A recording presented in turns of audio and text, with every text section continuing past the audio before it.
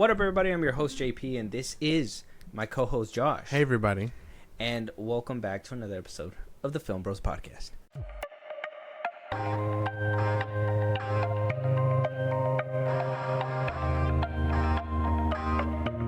Josh, so, man, I'm so happy. I'm so happy because this week I was able to pick the movie. That's right. Where, like, the last piece of July, I felt like I was being dragged to Boom Bang Pow because somebody over here doesn't like to watch real movies unless it's Boom Bang Pow. No. Hold up now. No, we had jobs we had to do, man. Doom. Hey, it's not my fault. Yeah, why didn't we watch F1? It's okay. I forgot about that one. That was still under the radar. It's not fair. It was well, it doesn't mean we're not gonna get to it. But July was stacked. We had things to do there. Unfortunately, like we did say in one of our previous episodes, I think it's on our Fantastic Four episode. Yeah. July was super packed. There were so many movies that we had to basically review. On top of that, June was also stacked with different movies as well. And the movie that we're reviewing, I kind of want to debate too, in a way, if it is a movie theater film. Because this is the one that I kind of wanted to watch in the movie theater.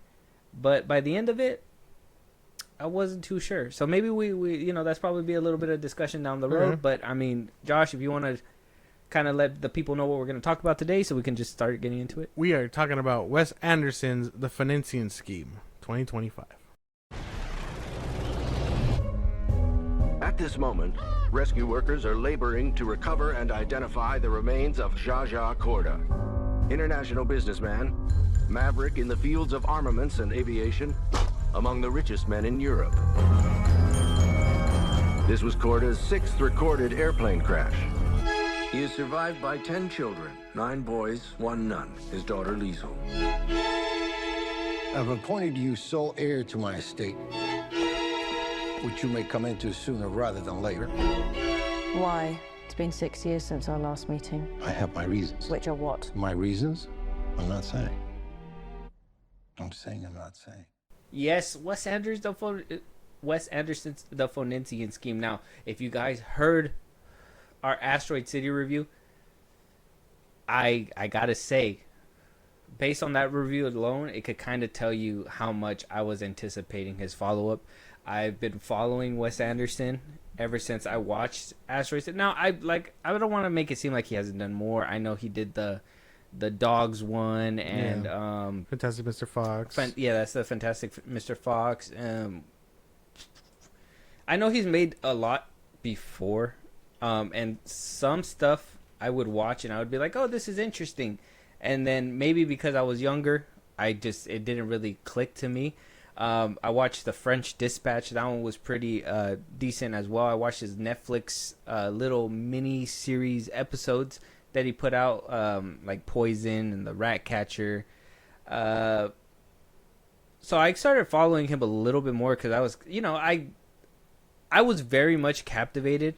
Yeah. I think the movie that really very much captivated me, that I just feel like it was like the best piece of art, was Asteroid City. Asteroid City. That one came out, 2023? Yeah. 2 years ago, God. Yeah. I haven't felt the same since. It's unfortunate. It's kind of like when Harambe went down. That was 2016. Almost 10 years ago. Yeah, but nothing's ever been the same. That's true. Yeah. That's true. Mm-hmm. But we're not here to dwell on that monkey no more. Yeah. I'm still working on that time machine. But, I don't know, Josh. This one was one that I felt like I had to convince you to want to go watch. So before we get into the actual review, how'd you feel actually getting into this movie? And obviously, this is my pick, and this was something that you didn't want on your own. I was prepared to skip this one entirely. Like, if you beat me by one movie and this was it, I'd be like, all right, man. But okay. Yeah, like, it is what it is, bro. You're not gonna get me with this one. But going into it, I was like, like, I hope it's not as boring or it's not as like a snooze fest like Asteroid City and all that stuff. Yes, we have differing opinions on this one, but you very much know I didn't like that one at all. So I was kind of hoping this one was better, and by the end of it, significantly better for sure. I remember that. We were both on different sides of the spectrum. I think I really tried to tell you what the story meant, but there was that one thing that I felt about the Asteroid City itself was that what that movie was and a lot of Wes Anderson's movie is like artsy, very much like film is art already, but obviously you have films that are meant to fit 4 quadrants to make sure that you get maximize the viewership. Some people like, you know, M. Night Shyamalan will back his own money into it so he doesn't have to depend on studios, so he can go ahead and make the type of film that he wants to be as artistic as he wants to be without no strings attached and stuff like that. And I kind of feel like Wes Anderson falls in that category where he wants to be more artsy. You get the guy that's in the middle, like Gareth Edwards. I kind of feel like he's kind of like the dude that's in the middle of artsy, but also trying to get that 4 quadrant down as well. But Wes Anderson is, in my opinion, very much an artsy guy. And I feel like after watching the Phoenician Scheme, he kind of proved that to me. Very much so. But, I mean, I feel like we're on one side of the spectrum with Asteroid City. I feel like this is going to be a different conversation for sure. I feel like we might understand each other a little bit more because of the way that this, you know, type of movie was made. But maybe. But let's go ahead and let's start. Josh, if you want to break it down, kind of what happens in this film. Spoilers up ahead. If you haven't watched the Phoenician Scheme, go check it out right now. But if you haven't and you still want to stay just so you can hear it, spoilers. You've been warned. Josh, go ahead. Zaza Corda, played by Benicio del Toro, survives his 6th disastrous flight attempt. He had previously been almost killed 6 different times. In doing so, he appoints his daughter as the sole heir to his company. In the process of doing this, he is trying to show her how to do things and how to run stuff. So he takes her on this adventure of trying to build a train station and mixed with like dam kind of project. So he's showing her the ropes. Along the way, there's assassins, there's some comedy, there's some action. He's trying to learn the error of his ways through visions that he's having. It's a very much more straightforward story than what Asteroid City felt like.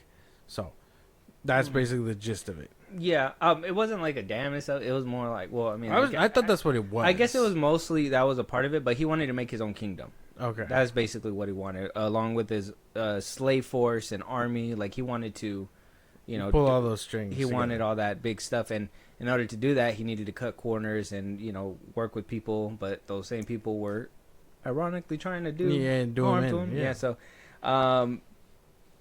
like you said, pretty straightforward. But certified fresh on Rotten Tomatoes was a 78% and the 70% on the popcorn meter. I mean, we agree, kind of 70-70 mostly. Yeah, makes sense.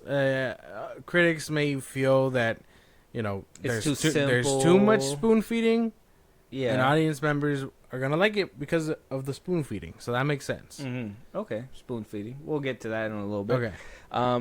I kind of agree with the score too. I really don't. I feel like, if anything, Wes Anderson films could be more 50-50 split. I'm more happy that he pleases a higher part of the audience.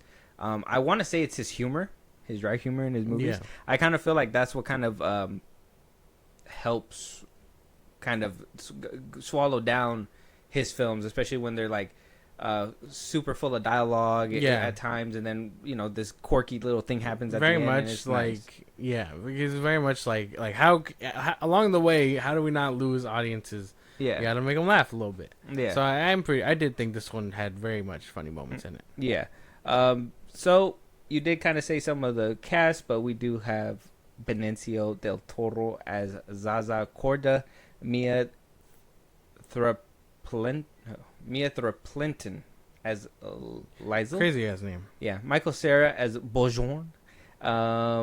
We got Steve Park as the pilot, William Dafoe as Knave, F. Murray Abram as the prophet, and so on and so forth. I think one of the, obviously the bigger names that I kind of felt was a little wasted in this film was William Dafoe. But, I mean, other than that, a pretty stacked cast. We had Scarlett Johansson. Benedict Cumberbatch was in here. Benedict Cumberbatch. So, and that's what I kind of like about Wes Anderson's films. He kind of keeps a lot of, like, the same talent in rotation, and they're happy to do it. Like, you know, ScarJo and all that. And I enjoy that, to be honest. Kind of feels like an anthology series. an anthology series of plays. Yeah, that's exactly how I had to tell CJ. Like, his movies are best described as like plays, but for film format. Yeah. Because there's no camera, there's no backs turned to them, well, other than that one. But like, I mean, he was following behind them. You know what I mean? Well, Changing there positions. is times, kind of like the ending, or kind of close to the ending when he was, when that action piece was happening, or that little comedy, cat and mouse thing was happening, and the camera actually moved for once through the scene, and I was like, oh, this feels a little odd. Crazy shit. He's mixing it up. Yeah, the camera's moving left and right. Right. I was like, so I mean, he kind of did switch it up a little bit, so it was kind of nice to see those things and him kind of maneuvering and feeling like those are kind of the moments to immerse it. So it's cool. I do like the cast. I like how stacked the cast was. I think everybody delivered. I like Benicio del Toro and a lot of things. If I kind of follow him pretty good too. My favorite role from him is him in Sicario. So to see him in this from Sicario, I'm like, hey, you're still intimidating. I liked him in Star Wars. I did like him in Star Wars too. He was cool in the MCU too, but he was kind of annoying. I didn't like the character he played. Who was he? Oh, he was the collector. Yeah. Yeah. Okay, I thought so. Yeah, Michael Cera. I liked everybody here. I liked Michael Cera and his little twist too. I don't know. I got a little giggle out of it. That was so. When he's like, I'm not as completely different as. No, he's like, I'm not as completely different from this person or whatever. Yeah. And then he goes and pops the collar. Yeah. I'm just like, okay. He's like, I told you, this is me. No. All smooth. Yeah, I liked him. I like. I mean, for the little bit that we got, I mean, I like the little cameos that we got with like Bryan Cranston, Tom Hanks. Tom Hanks wasn't as prominent as he was as Asteroid City. Yeah, Asteroid City. But even then, he was kind of in the background there too. Yeah. You know what I mean? So I mean, I don't know. What do you think about the cast so far? I thought it was good. I liked everybody here. Like they're like, I don't even want to call the ones that like were barely there a waste, because when they were there, you were like, oh shit, that's them, and then they did the thing, and you weren't even disappointed by the lack of them. You know what I mean? Sprinkling in actor cameos. Yeah, and it didn't feel like a waste. So like watching Tom Hanks and Bryan Cranston like ball up the way they were, like that was very like cool to see. You would have never thought. Yeah, Wes Anderson is the man to do it. He was just like 2-on-2 to 5, and I was like, wait, they're gonna start balling, and then they turned the stop sign over, and it's a hoop. I'm like, they were ready for that. Yeah. So like every character that you saw, like no matter how short, honestly did something worth their while. So it was cool. You know, I liked everybody. I can't even be mad. I enjoyed everybody here. Yeah, Wes Anderson does a great. Like, I like his castings and the kind of the roles that he gives. He knows how to like utilize everybody, and I mean even Willem Dafoe, who you say kind of wasted just because he's a big name actor. Yeah, he was still the most intimidating part of that. Like that's true. Whole judge sequence. I can't even cap about that. Yeah, but that's why I'm saying like I wish we would have seen him a little. I feel like I wanted him in a capacity or a role of like, what was the dude that was given blood? What was him? Oh, What's his name again? I forgot his name. He's the dude that apparently has like a gold mine or something.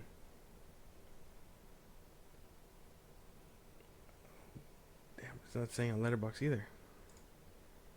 Is he like supposedly like a surprise or something? Marty. What's the actor's name though? Jeffrey Wright. Jeffrey Wright. Oh yeah, he popped up right here too. Jeffrey Wright. Jeffrey Wright was cool to see. Obviously Richard Ayoade. Sorry, I'm butchering their last names, but the last names are always hard to say. Riz Ahmed. As Sergio, he was funny. Who? Riz Ahmed. Who was cool to see too. He was the prince, but he was also in Venom and Nightcrawler. When he was his Jake Gyllenhaal's assistant. Oh yeah, I yeah. remember. Mm-hmm. I was like, damn, that's cool. I haven't seen him in a while either. So Bill Murray playing God was kind of like a full circle moment too. Interesting, huh? Crazy. I'm like, how do you go from a Ghostbuster to playing God? It's crazy to me. He kind of made it to the top. I don't know. I really liked everybody's role. I mean, yeah, I guess the person I really wanted to see a little bit more when they announced him, because they kind of put him on the poster and stuff, was William Dafoe. So I kind of feel like I was cheated. Really? I deserve compensation. You're not gonna get compensation. Yeah, because like with Asteroid City, what drew me into that one was Tom Hanks more. Yeah. So like the fact that I got what I got from him, but it didn't feel like it was too, like it wasn't his movie obviously, and I knew that, but I still wanted to see it for him, and I got a good amount from him, and I feel like I probably got a little bit less from William Dafoe in this one. Yeah, because you're here. You got to be here for Benicio del Toro. Yeah. He was cool. I liked everybody. I liked his moments the most. Like when he was like talking serious, or when he was meant to be sincere and stuff. Mm-hmm. I think him, Michael Cera, and his daughter, the greatest chemistry in this movie for sure. Like just the three of them bouncing off each other. Him and the daughter had great chemistry. Yeah, I like that. it was, When he's like, she's like, I think you're the one who killed my mother. He's like, I would have never done that. He's like, well, people said it. Who are these people? who are they? I'll have them prosecuted. Yeah, exactly. I like their little whole moral dilemma too, like where the daughter saw her dad and was like, I don't want to be like him, but he was like, I really want. And I mean, I understand the metaphor. That's where like the spoon feeding comes in, where like they kind of go to the extreme part where like he's like this terrible man who like enslaves people, blah blah blah blah, and she's a nun. So I'm like, I understand the contrast, but like, do they have to be so far apart? You know what I mean? That's where like I'm just like, yep. Okay, my mouth is open. Here I am. Feed me that. You understand it a lot better, and like the like I said, the visions and the angel heaven allegories and stuff hit a lot better because it was simpler. Sorry, not better. Simpler because of how easy they were to take in. A little bit more palatable. Palatable for sure. The plot. I mean, I don't want to say there was like a lot of world building in this one. It was kind of straightforward. So like plot wise, I really liked it. This is like how you were saying. It was more of a spoon-fed kind of thing. You go from one to the point where there was like a checklist, like a little bit. That was my thing, and this is something that I was telling you off the mic, obviously. But like, it felt this movie compared to Asteroid City. It felt like this movie got like Wes Anderson got the call, like, hey, make another one for us. Yeah, but like we need them to understand it a little bit more. And it was just like, well, what do you mean? And they were like I want you to spell it out for me. And he was just like, okay. And that's basically what he did in this movie. Spelled it out for everybody. And I enjoyed it for the most part, but like I think one of the intrigues about Asteroid City was that there was a lot of his artistic style was able to be expressed through a lot of show don't tell, and then you got a lot of the imagination on your part. And this one was kind of like it left little to imagination, and you just basically had to piece it together, or not just follow along basically. Yeah, I wouldn't say piece it You'll together. get the same answers, and maybe that's the problem a little bit, because as much as I didn't like Asteroid City because of the complexity, I like the attempt of trying to figure it out versus being like, well, these are the answers. Yeah, you know what I mean? Like it was super easy. Yeah, barely an inconvenience. Yeah. We could get sued for saying that. Yeah, I hope not. Please don't. But it was cool. It was like, it was nice, and like I have no problem other than that. Like, he gave me the answers to the test. So, it like the checklist was. I think that was a part that kind of like pissed me off of the movie. I thought it was kind of funny. I thought it was funny too, but it was kind of like all their numbers kept changing. He's like, well, it started all at 50%, and then it dropped to 12.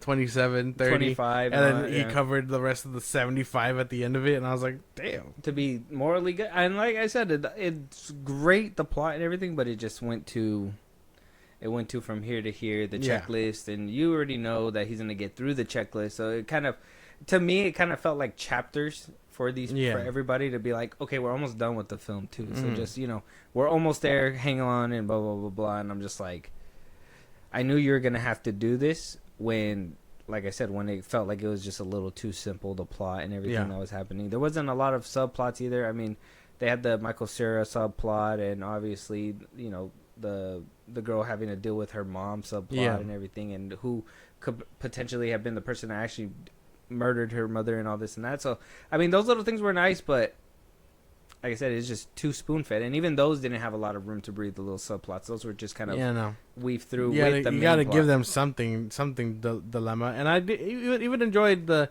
between the daughter and Benicio, where they were like, well, if you're not my daughter, can I still like adopt you? Like it was cool. Like you can tell that they very much bonded from the beginning, where she didn't want anything to do with him, and he was trying to get her on his side for the family business. Like, it was cool to see. Yeah, even the ending was sweet. Yeah, I thought the ending was sweet too. Like, I He don't was want to like- spoil it, but yeah, yeah. I thought the ending was like It was nice. really sweet. How everything kind of came together too. So, the epilogue. I think that's just the part that gets me. I think that's gonna be a big dinger for this movie and like for the plot. It was just too spoon fed for Yeah. me that it was like it was enjoyable, but it hurts the rewatchability for me. It's Like just too. where too Asteroid City, easy. I think in about a week I binged it like 12 times. Yeah, Don't judge just me. trying to understand it. Yeah, just because I wanted to rewatch it and really like grasp it Yeah. on my own and really get it. And Exactly. all that, blah, blah, It blah. took me twice. I watched it twice. I Tried watched it. trying to get it, and it didn't happen. It took me the third time to get it, but I just wanted to watch it for more times. That's insane, bro.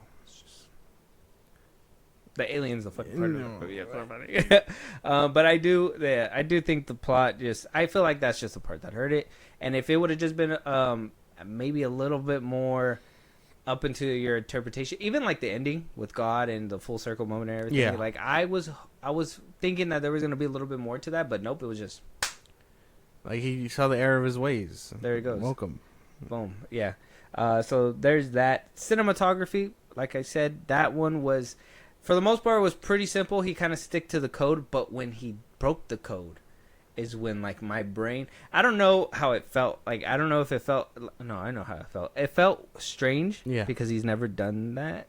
Like, he's done a lot of side movements. He's done a lot of, like, you know, panned or, like, Yeah. straight still frames. and all Zooming that in, stuff. zooming out. Yeah.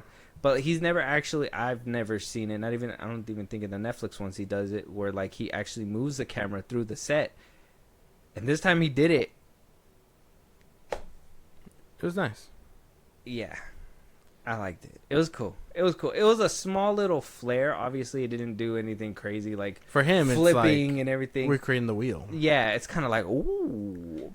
Like, you would never expect it from him, just because, like you said, like, we camera stationary, Mhm. actor, pan over, back, zoom in on Yeah. this. Like, it was cool to see him kind of switch things up. So it was nice. It was kind of nice, but it is very much a very much camera worked by Yeah. at Wes Anderson. But I do like the way he captures it too. Mhm. I keep bringing up Asteroid City because that's the last thing that we saw. Well, I watched the French Dispatch in between that too, but I think that was like the last really good thing. Yeah. But in that one too, like it seemed like he was testing new things out. But this is the one where like he kind of did Committed. that, and yeah, kind of like I said, it kind of tweaked my brain a little bit because you're kind of used to his style. But him doing that, it was nice. It was nice. I enjoyed it. Did you enjoy it? It was it nice. something? Yeah. It was like a good little flair. It Yeah. was kind of like he was done with the movie, and right before he was done, he was like, "Look at this little clip," Yeah. and I was like, Like, holy shit, bro! You've been practicing that this whole time. "Sick grind, bro." Sick as fuck, bro. I didn't even know you could do that. Yeah. So it was. I thought that was cool. Yeah, I think that's basically it. I mean, there's not too much to this movie. I don't want to give too much away because if we talk too much about it, it's gonna give everything away. But for the most part, you know, I'm ready to give it the rating and Yeah. the closing statement. If you are, Yeah, Um, well, I mean, I think Wes Anderson. Sorry, I'm not trying to get him mixed up with the other guy. Wes Yeah. Anderson's stuff. I like how colorful his movies are. mm-hmm. I like how like everything corresponds with what's happening in the scene. The elevator, everything looked like beige. Yeah. When he wears that white suit, everything looks white. Like, it was. Mhm. I always enjoy that. Best part of his films is like how they look and how color coordinated everything is. I like how oh yeah, because he following the play thing. I really like that too, because I think that's what's another thing that really made Asteroid City pop too, especially it being in like a barren desert and all Yeah. that stuff. But this one, like in the jungle and like in the cornfield, like Yeah. everything was predicated on what they were wearing, like the original formula. Like start with their clothing and kind of make that pop with like the outer layers Yeah. of the environment. And I was like, exactly that. I was like, dude, like. Wes Anderson is just such an artsy person. I hated that they put him in a box in this movie, like, or at least attempted to. Yeah. You could tell Stay that in the there's lines. there's still like those moments of flair that he gets and all that stuff. But it's like you felt like this one was like their attempt to be like, hey, Okay. can you attempt it this way and give it to us in that way? And I don't know. I don't know how you felt about it. Give us a rating, because I remember your Asteroid City one. Okay. 10 being the best, 1 being the worst, 5 being in the middle. I mean, if you got a little bit to say at the end too, go ahead. Yeah, no, I didn't expect to like this one as much as I did. Although I do think the spoon feeding helps a little bit, and I know that sounds like very like contrarian because Asteroid City, I didn't like it because it was too complicated, and this one I don't like it because it's too simple. I think there's a good fine line between things. Like if you don't like one thing, the director should be able to navigate and give us both. You know what I mean? Yeah. So I do enjoy it. I would definitely rewatch it. I did see Asteroid City twice. I kind of want to go back and watch the ones he did for Netflix, the one with Benedict Cumberbatch, just so I can get a feel. So good. They're so good. Yeah. I love the one where Benedict Cumberbatch is on a massage chair and there's like a snake involved. It's so funny. You got to watch it. Okay. I I gotta check those out for going. sure. Yeah. So I liked it. I thought it was pretty good. I gotta give this one like 7 out of 10. It was good. I enjoyed it. That's way better than Asteroid City. I can't even remember what I gave it. I know it was bad. I remember not liking it, and it confused me because of how much I didn't like it. I gave it a 4. Well, Nice. take that, because I know people are not gonna go check it out. My fault. I gave it a. You gotta give it a bleep. You gotta give it a bleep when you go back to it, or at least cut it out. I gotta be like, I gave it a go check it out. Yeah, exactly. You thought I was gonna give it to you like that. Yeah. So I remember that because I was just like, I was really disappointed when you told me that, and it was. I know that it was mostly because of the fact that it was a lot of figuring it out, and then by the time you figured it out, you're like, yeah, that's cool, but it's like, why'd you make me jump through all those hoops? Yeah. Yeah. And I'm like, I understand that part. Some people don't want to. Some people just want to get it right there, and I get that. But yeah, this one, I think the rewatch. Would you give it again? 7? 7. I think the rewatchability is hurt because, just the spoon feeding nature of this film. I do like the artistic vision of it. I haven't went back to rewatch the Netflix ones, but those are the ones I want to go rewatch too. And then I want to give this one another shot. Kind of like how I did with Asteroid City, to hopefully I can find more love for this one. Mm-hmm. But the spoon feeding, and then plus, I mean, I wouldn't have minded that if they would have left the whole, the whole God and the angels part. Yeah. If he would have made the main storyline straightforward, I wouldn't have minded that. But if you would have gave us that moral, without spoon feeding it to us, that little what's it called? Ambiguity. Yeah, ambiguity. Yeah, spaghetti. Like with that, I would have enjoyed it if the main story was like, okay, I'm gonna give this to the people, but for my fans, I'm gonna give them what I usually give them right there. But I think just the whole putting them in a box thing kind of put that in a box too, and I think that kind of affected it. If they would have gave me that separate, I would have been satisfied, because it would have been like, yes, so he's trying to really make that fine balance like you were talking about. I would have thought that would have been the fine balance. Bring in the new people by, kind of give it to them easy, but also your fans are going to love you because you gave that little side treat for your diehards. And yeah, I mean, at the end of it, I don't think it was a terrible movie either.